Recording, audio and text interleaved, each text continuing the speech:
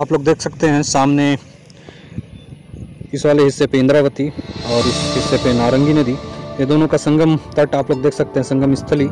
और वहाँ पे जो बरगद का वृक्ष दिख रहा है दोस्तों, वहाँ पे सोमेश भैया और मैं गए हुए थे और वो हिस्सा है दोस्तों बोदरागढ़। और उसके लिए हमें जाना पड़ा लगभग 7 से 8 किलोमीटर या 10 किलोमीटर कहा जा सकता है दोस्तों, एक राउंड ऐसे घूम के बिल्कुल यू टर्न में। जबकि अगर आप लोग नारायणपाल स्थित इस पुल पे खड़े होकर अगर आप उसे देखेंगे तो दूरी लगभग 1 किलोमीटर से 1.5 किलोमीटर की दूरी होगी। तो देखिए दोस्तों, आप लोगों के लिए हम लोग कितना मेहनत करते हैं, कितना घूमते हैं। तो अपना प्यार और सपोर्ट हमेशा बनाए रखिएगा दोस्तों।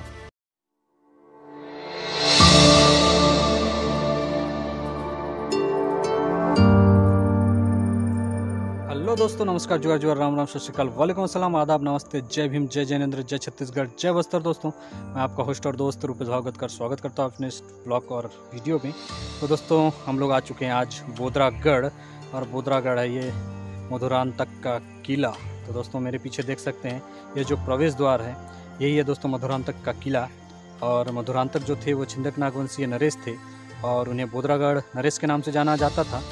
तो प्रवेश द्वार में हम लोग पहुंच चुके हैं और अब हम लोग अंदर जाएंगे और आप लोगों को दिखाएंगे यहाँ पे क्या बचा है और क्या नहीं बचा, क्योंकि मेरे पीछे का हिस्सा आप लोग देख सकते हैं पूरी तरह से खंडर हो चुका है। लेकिन यह मेरे ख्याल से एकमात्र किला होगा जो खंडर के रूप में बचा हुआ है। और दूसरा अगर ठीक ठाक अवस्था में है तो वो है राजपुर का किला। तो चलिए दोस्तों यहाँ देखते हैं हमें क्या देखने को मिलता है, और जो भी चीज़ हम देखेंगे आप लोगों को अवश्य दिखाएंगे। तो आप लोग वीडियो पर बने रहें।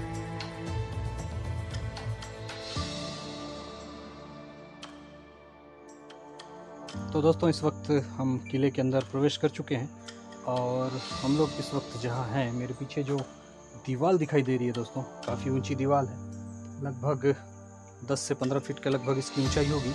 और यह बोदरागढ़ के किले की प्रवेश द्वार की सबसे पहली दीवार है दोस्तों। और बाकी सारी दीवारें लगभग छिन्न भिन्न अवस्था में हैं, टूट फूट से बिखर चुकी हैं।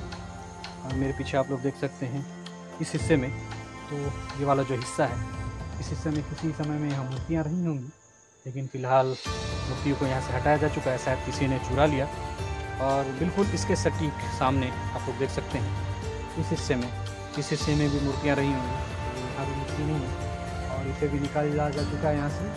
और काफ़ी जर्जर अवस्था में है दोस्तों ये किला। तो देख सकते हैं ये किले का दीवार। और मधुरांतक का ये किला मेरे ख्याल से जहाँ तक मुझे जानकारी है यह राजपुर के किले से भी प्राचीन लग रहा है मुझे, क्योंकि इसकी जो बनावट है ये बहुत बड़े विशाल पत्थरों से नहीं इसे बनाया गया है, बल्कि छोटे छोटे पत्थरों से इसका निर्माण किया गया है। देखने पे लगता है कि जैसे कि अभी का ये कुछ सालों पहले का, जैसे मान के चलिए 20-25 सालों का, लेकिन ऐसा नहीं है।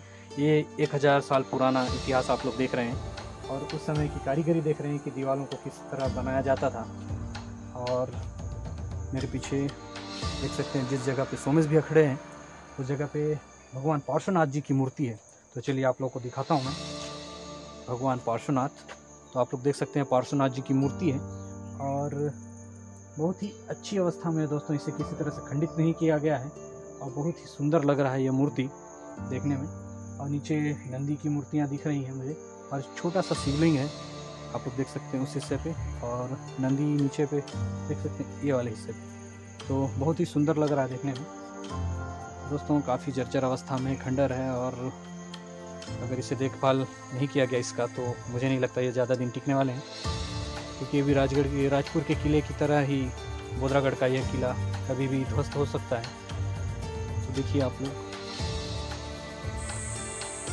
छिंदक नागवंशीय राजाओं के दौर में जैन मुनियों का बहुत ही आदर सम्मान किया जाता था और उन्हीं के सम्मान के स्वरूप छिंदक नागवंशीय राजाओं के समय में कई तरह की जैन मूर्तियों का निर्माण यहाँ पे हुआ है।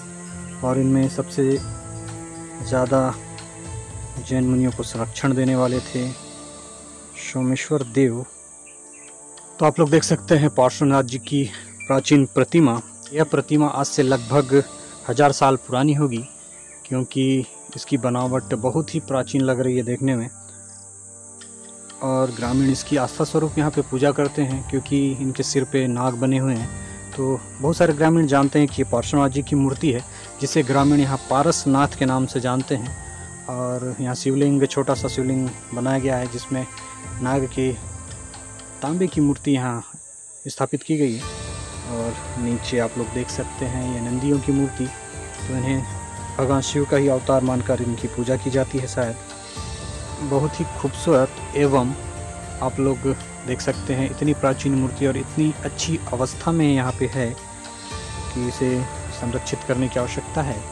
अगर यहाँ पे एक घेरा बना दिया जाता तो इसकी सुरक्षा के लिए काफ़ी अच्छा होता, लेकिन ग्रामीण आस्था के कारण इसे नुकसान नहीं पहुँचाया जाता है, इसलिए यह मूर्ति इतनी अच्छी अवस्था में आज तक है।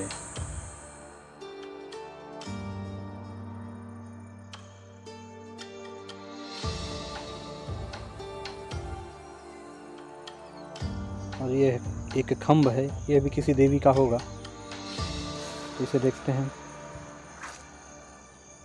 हमारे सामने यह लज्जा गौरी जी की मूर्ति है और जिस आसन पर बैठी हुई प्रतिमा बनी हुई है इससे बिल्कुल प्रतीत होता है कि लज्जा गौरी की मूर्ति है, बस उनके हाथ नहीं दिख रहे हैं और कमल बिल्कुल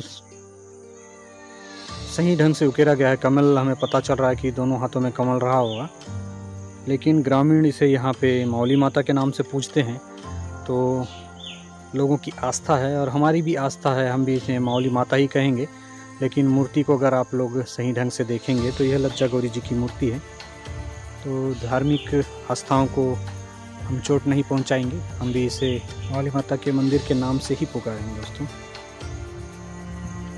आप लोग देख सकते हैं यह मंदिर है और उनकी दाईं ओर यह कुसुम के पेड़ हैं। दोस्तों यह बहुत ही प्राचीन पेड़ लग रहे हैं, क्योंकि इससे पहले मैंने कुसुम का इतना मोटा वृक्ष और इतना बड़ा वृक्ष नहीं देखा।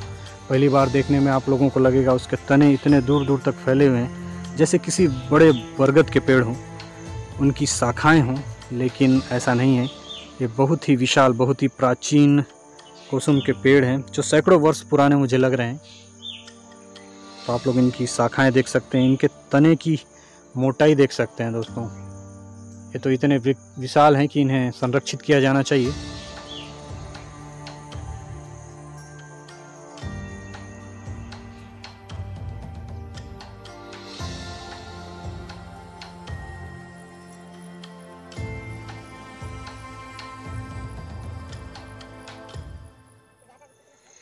तो आप लोग देख सकते हैं किले के भीतरी हिस्से में एक तरह की गांव में जैसे कि कहा जाता है गुड़ी, तो गुड़ी की तरह ही प्रतीत हो रही है मुझे। और सामने जो खंबे नज़र आ रहे हैं दोस्तों, ये लकड़ी के नहीं बल्कि ये पत्थर के खंबे हैं, और ऊपरी का जो हिस्सा है वो लकड़ी का है और उसके ऊपर जो छत है वो लकड़ी है। तो बिल्कुल उसी तरह चारों ओर बनी हुई है, 8 खंभों से बना हुआ है ये देव गुड़ी कहा जा सकता है इसे। मैं कंफर्म नहीं हूँ दोस्तों कि मैं पूर्ण रूप से ये नहीं कह रहा हूँ कि ये गुड़ी ही होगी, लेकिन उसी की तरह मुझे लग रहा है और काफ़ी प्राचीन है। और आजकल इस तरह की कलाकृतियाँ देखने को नहीं मिलती कि लकड़ी इस तरह रची गई है पत्थर के खंभों पर। यह कुछ अनोखा लग रहा है और ये पूरी तरह से जर्जर हो चुका है, इसके अंदर जाना उचित नहीं है, इसलिए हम अंदर प्रवेश नहीं करेंगे। तो आप लोग बाहर से ही देख लीजिए। और यह किले के अंदर जैसे आप प्रवेश करेंगे तो थोड़ी ही दूरी पर बाईं ओर है।